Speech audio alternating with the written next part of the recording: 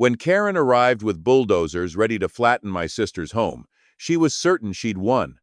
She claimed it was all unauthorized construction and ordered her machines to plow through the walls without mercy, leaving nothing but rubble and dust. But Karen didn't realize her reckless destruction would expose something far more Dominga trail of fraudulent documents tying her to the misuse of HOA funds and the illegal seizure of properties in the neighborhood. Karen thought she was burying my sister's hopes. Instead, she was digging up her own downfall. She arrived early in the morning, her convoy of bulldozers rumbling down the street like soldiers marching to war. I watched from the driveway as she stepped out of her sleek SUV, clipboard in hand, every move radiating smugness. Her tailored blazer, perfectly pressed pants, and oversized sunglasses hid the malice behind her every decision. But as county sheriff, I already knew Karen's reign of terror was about to end. And she had no idea who she was up against. Drop your city below. We want to see how far this story has reached. After gathering initial evidence, it was clear Karen wasn't just abusing her position, she was running her HOA like a dictatorship. Sarah's house demolition was only the tip of the iceberg. Karen had a pattern, and I wasn't stopping until I uncovered every piece of it. The first stop was Peterson Demolition, the company that tore down my sister's house. Their office was small and cluttered, papers stacked high on desks like a fortress for guilt. Mike Peterson, the owner, looked startled as I walked in, flashing my badge just long enough for him to know I meant business. "I'm investigating the demolition of 742 Maple Street," I said, my tone sharp. Mike's hands trembled slightly as he pulled a folder from his filing cabinet. "Look, the HOA gave us paperwork. It looked official," he said defensively, handing it over. I flipped through the document, Pinecrest OA letterhead, Karen Winter's signature, and a sloppy stamp that looked like it was printed at a copy shop. No city permit number, no inspector's approval, just Karen's name on the dotted line. "Did you know this is illegal?" I asked, my voice calm but firm. Mike's face went pale. "The president assured me everything was handled on their end," he stammered. "They've used us before, for smaller projects." "Like what?" I pressed. Mike hesitated, then sighed. "Fences. A garden shed. Solar panels that were unsightly," she said. "We never questioned it. We should have, but—" I leaned forward, my tone colder now. "But now you're looking at a house. Someone's home. I want everything, dates, invoices, and Karen's instructions. You're going to write up a statement. Understood?" Mike nodded quickly, his fear palpable. He wanted out of this mess, and I'd make sure his cooperation didn't go unnoticed. Next, I called Linda at the city records department. Linda was dependable, the kind of person who could find a needle in a haystack. "Linda, it's Sheriff Johnson. I need to check if any demolition permits were filed for 742 Maple Street in Pinecrest within the last month." Linda typed away, the faint click of her keyboard punctuating the silence. "That's weird," she said after a moment. "There's nothing here. No application, no approval, nothing." "Are you certain?" I asked, though I already knew the answer. 100%, Linda replied. "The last permit in that area was for a backyard shed 3 months ago. Karen's demolition order wasn't just reckless, it was illegal. I asked Linda to email me the official records confirming no permits had been issued. Over the next few days, I visited neighbors discreetly, gathering testimony about Karen's behavior. Most were hesitant at first, scared of retaliation, but eventually the floodgates opened.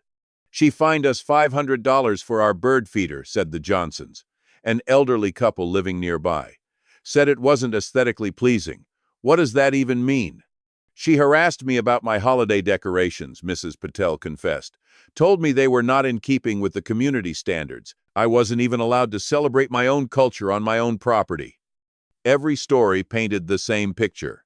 Karen using her position to bully and extort anyone who crossed her. HOA fines were just the beginning. Threats, intimidation, and even unauthorized property seizures followed for those who didn't comply. Finally, I returned to the HOA office.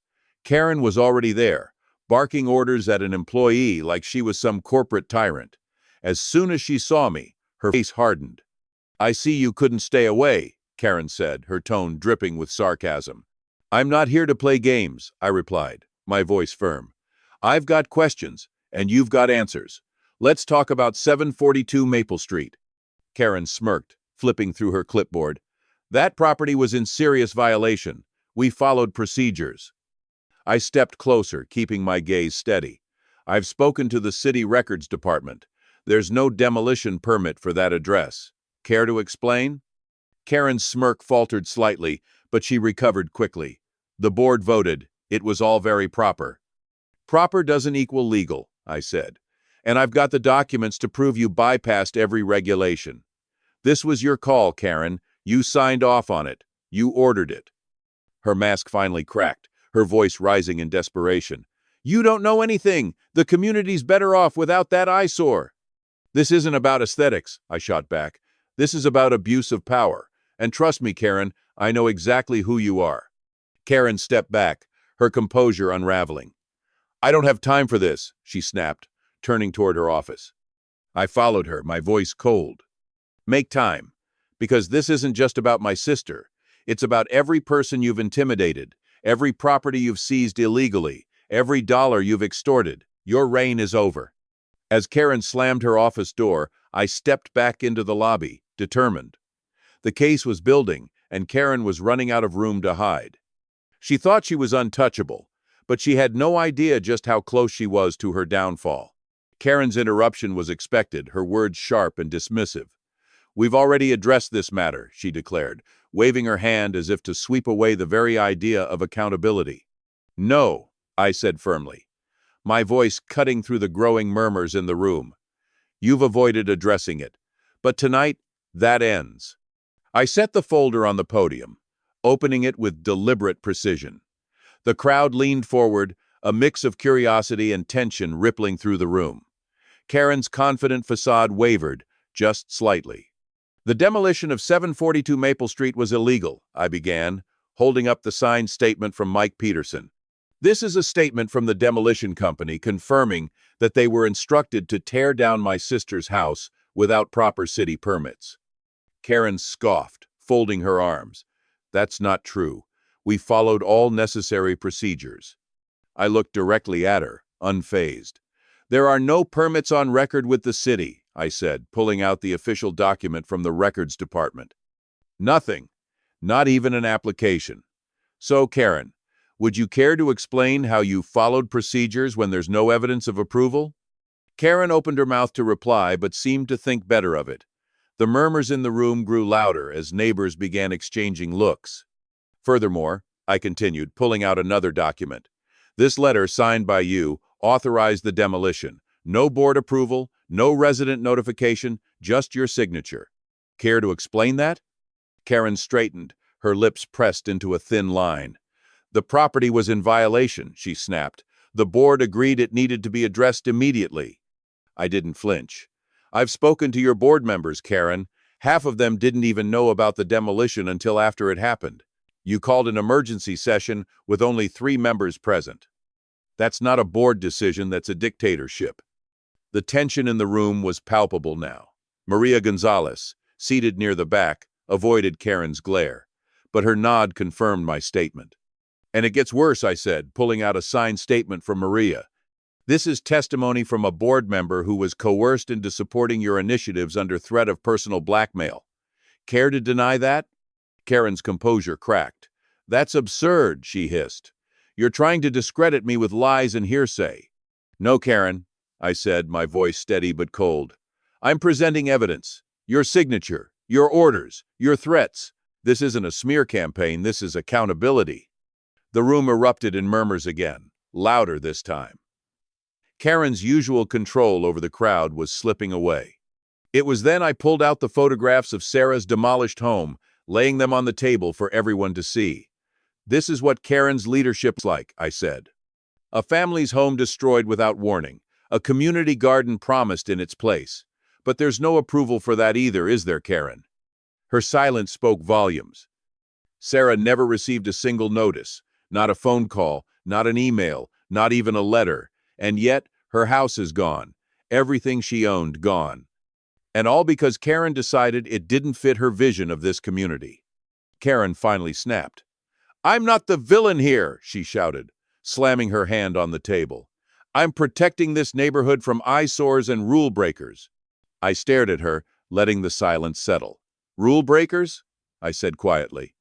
"Karen, you broke every rule in the book, and now you're going to answer for it." Karen's smug confidence didn't intimidate, mate fueled my determination. After our initial meeting, I knew she was hiding something, and if there was one thing I'd learned in my career, it's that every trail, no matter how carefully covered, leaves a trace. It was time to dig deeper and find the evidence that would dismantle her entire operation. The first place to start was the demolition itself. I went back to Sarah's property, armed with a notebook and a camera. The wreckage told a story Karen thought she'd erased. Among the twisted beams and shattered tiles, I found something Karen's crew overlooked: a crumpled document partially buried under debris. Carefully unfolding it, I saw a copy of the Pinecrest HOA demolition order. Her bold signature was unmistakable, along with a fake-looking "authorized for immediate action" stamp. This would be the first piece in my growing puzzle. I also noticed tracks in the dirt near the site-wide tire marks and boot prints too large to be local. The ground was dry and firm, preserving the impressions. I photographed them from multiple angles before following them into the street. They didn't lead far, but they confirmed Karen's demolition team hadn't even tried to cover their tracks. From there, I turned to city records. Linda at the records department had already confirmed no permits had been issued, but I needed hard copies to build my case. I visited her office in person, and she greeted me with a knowing smile. "I thought you might need these," she said, sliding a folder across her desk. Inside was everything official records showing no demolition permits for Sarah's address, and a log confirming no applications had even been submitted. "This is gold, Linda. Thank you," I said, shaking her hand. "Don't thank me yet," she replied. "Karen's got a lot of influence in that neighborhood. Be careful."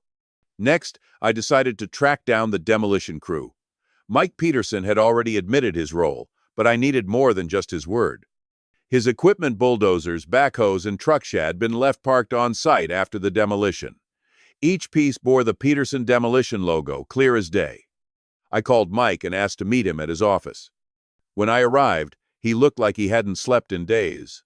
"Sheriff," he greeted me nervously, wiping his hands on his jeans. "I'm here for the rest of the paperwork, Mike," I said. "I need copies of every document Karen gave you the whole trail." Mike nodded quickly and dug through his files, pulling out a folder stuffed with orders, invoices, and receipts. At the top was the demolition order Karen had signed, followed by an invoice from Peterson Demolition for emergency removal services. The invoice didn't list a permit number, just a vague, authorized by HOA board note in Karen's handwriting. "Anything else?" I asked, scanning the documents. "Well," Mike hesitated, scratching the back of his neck. "She also told us to make sure it was done while the homeowner was away. She said it would avoid unnecessary complications." That was the nail in the coffin. Her timing wasn't just convenient, it was deliberate. "Write that down in a statement." I told Mike, "Everything you just said, this needs to be official." After leaving Mike's office, I turned my attention to Karen's neighbors. Sarah and I went door to door, explaining what had happened and asking if anyone else had experienced similar issues. Some were hesitant at first, but as word spread, their stories began to pour out. One man shared how Karen fined him $3,000 for painting his front door the wrong shade of beige. Another woman described how Karen had ordered her son's basketball hoop removed because it didn't fit community aesthetics. Each story painted a clearer picture of Karen's abuse of power. One elderly couple, the Johnsons, stood out. They told me about a series of escalating fines for their bird feeder, eventually leading to a $500 penalty. "It wasn't even an eyesore, Mrs. Johnson said, her voice trembling. "She just wanted to make an example of us." I collected each story, documenting them in sworn statements. By the time we finished, I had 15 affidavits detailing Karen's reign of terror. Finally, I needed to dig into the HOA's financial records. It was no secret that Karen controlled the purse strings, but I needed proof she was misusing funds. I reached out to Maria Gonzalez, the board member who'd confided in me earlier. She agreed to meet at her flower shop, away from prying eyes. She's been hiding things, Maria whispered, glancing around nervously. Payments that don't make sense. Approvals without board votes. She keeps all the files in her office. Can you get access? I asked. Maria hesitated but nodded. I'll try. Just promise me she won't retaliate. You have my word, I assured her. 2 days later, Maria handed me a USB drive. Everything's on here, she said. Invoices, budgets, emails. I didn't read all of it, but you'll see what I mean. Back at my desk, I plugged in the drive and opened the files. What I found was damning misappropriated HOA funds used for private landscaping projects, overpriced security contracts with suspicious vendors, and invoices for personal expenses disguised as community improvements. It was everything I needed to prove Karen had turned the HOA into her personal piggy bank. With the evidence piling up, I called the county attorney, James Martinez. We've got her, I said, laying out the case. Destruction of property, fraud, abuse of power, it's all here. This is criminal, James agreed. We're talking serious charges and potentially millions in damages for the HOA. Good, I said. Let's make sure we do this by the book. The community center was packed, the air thick with anticipation. Word had spread quickly something big was about to happen, and Karen Winters, the self-proclaimed queen of Pinecrest HOA, was at the center of it. She stood at the podium, clipboard in hand, her usual smugness radiating as she called the meeting to order. But tonight, her confidence was misplaced. Tonight, she wouldn't be the one in control. I sat in the front row, my folder of evidence resting on my lap. Sarah was beside me, her hands clenched tightly, her nerves palpable. I gave her a reassuring nod. This is it, I whispered. She's not walking away from this. Karen breezed through the agenda, rushing through routine items as if she could somehow avoid the storm brewing in the room. Finally, she reached my name on the list. Mr. Johnson wishes to address the board regarding a demolition matter, she announced, her tone dripping with disdain. You have 5 minutes. I stood, taking my time as I walked to the front. The room was silent, every eye on me. Karen's smirk faltered slightly as I placed my folder on the table and opened it. Thank you, Miss Winters, I said, my voice calm but firm. I'm here to discuss the illegal demolition of my sister's house at 742 Maple Street. Karen rolled her eyes, her impatience visible. We've already addressed this matter, she said dismissively. The property was in violation of community standards.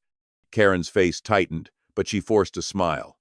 That's nonsense. We followed all necessary procedures. I pulled out the next document, the official record from the city. There are no permits on file for 742 Maple Street. Not even an application. So, Karen, would you care to explain how you followed procedures when there's no evidence of approval? Karen's smile vanished. The board voted, she snapped. It was all very proper. I turned to the crowd. I've spoken to the board members. Half of them didn't even know about the demolition until after it happened. Karen called an emergency session with only 3 members present. That's not a board decision, that's a dictatorship. Maria Gonzalez, seated near the back, nodded hesitantly. Karen shot her a glare that could have cut glass. This is absurd, Karen hissed. You're trying to discredit me with lies. No, Karen, I said, my voice steady. I'm presenting evidence. Your signature, your orders, your threats. This isn't a smear campaign, it's accountability. Karen's composure cracked. I'm not the villain here, she shouted, slamming her hand on the table. I'm protecting this neighborhood from eyesores and rule breakers. I stared at her, letting the silence settle. Rule breakers? I said quietly. Karen, you broke every rule in the book, and now you're going to answer for it. The final blow came when I revealed the financial records Maria had provided. This document, I said, holding it up, shows tens of thousands of dollars misappropriated under Karen's direction. HOA funds used for private landscaping projects, overpriced security contracts, and personal expenses disguised as community improvements. You think you can just come in here and accuse me of... I'm not accusing. I cut her off. I'm proving. And if you're still confused about who I am... I reached into my pocket and pulled out my badge, letting the silver catch the light. I'm Sheriff Johnson, and I'm officially opening a criminal investigation into Karen Winters and the Pinecrest OA. The room erupted. Neighbors stood, some cheering, others shouting questions. Karen staggered back, her clipboard falling to the floor as two deputies entered the room to stand by my side. "This isn't over," Karen screamed, her voice cracking. "You'll regret this." "No, Karen," I said, my voice calm but final. "The only person who's going to regret anything is you." But just as the room began to settle, a neighbor approached me, his face pale. "Sheriff," he said quietly, "you might want to see this." He handed me a plain white envelope. Inside was a single photography house, shot from a drone, with crosshairs centered on the front door. The sticky note attached read, "Karen was just the beginning.